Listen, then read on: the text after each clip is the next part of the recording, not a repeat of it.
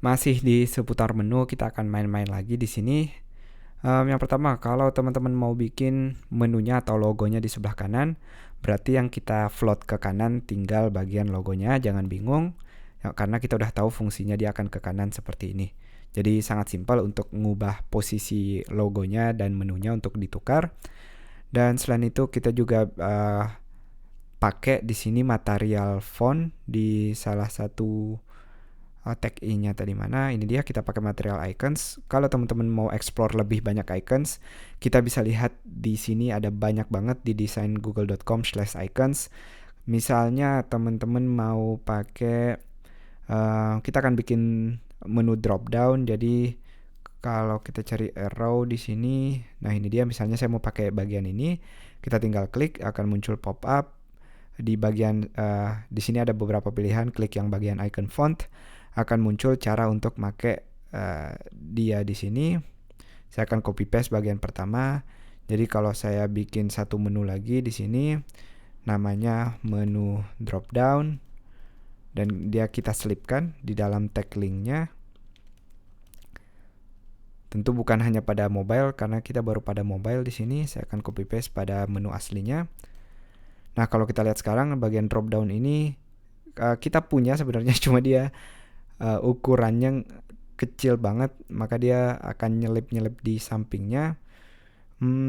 Saya akan hilangkan satu. Kita lihat apakah masalahnya pada lebarnya. Nah, ternyata bukan, karena kita lihat di sini si drop down-nya ini masih di bawahnya. Jadi yang bisa kita lakukan di sini,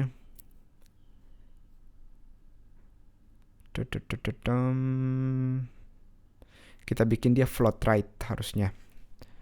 Si bagian ini juga saya akan taruh class right. Jadi kalau kita bikin dia float right, karena awalnya dia div, makanya dia akan turun seperti tadi. Tapi kalau kita bikin dia float kanan, maka dia akan otomatis jadi seperti ini. Nah, kita akan langsung bikin beneran juga sistem drop down-nya. Pada sistem drop down-nya, kita tinggal menghubungkannya. Yang pertama ada kelasnya pada tag a-nya.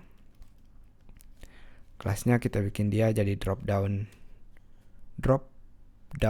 button.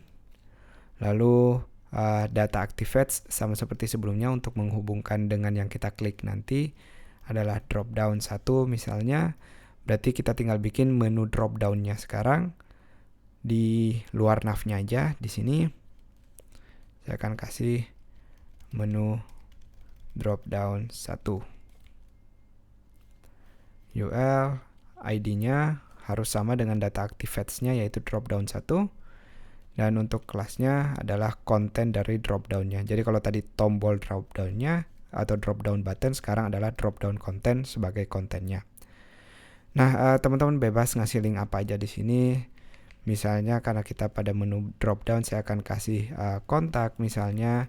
Lalu di sini FAQ. Jadi kalau kita lihat sekarang pada bagian drop down, saya klik, akan muncul menu-menu ini sebagai menu dari drop down-nya. Nah, agak panjang tapi simple sebenarnya konsep drop down-nya. Hal lainnya yang akan saya bikin adalah breadcrumb pada video ini.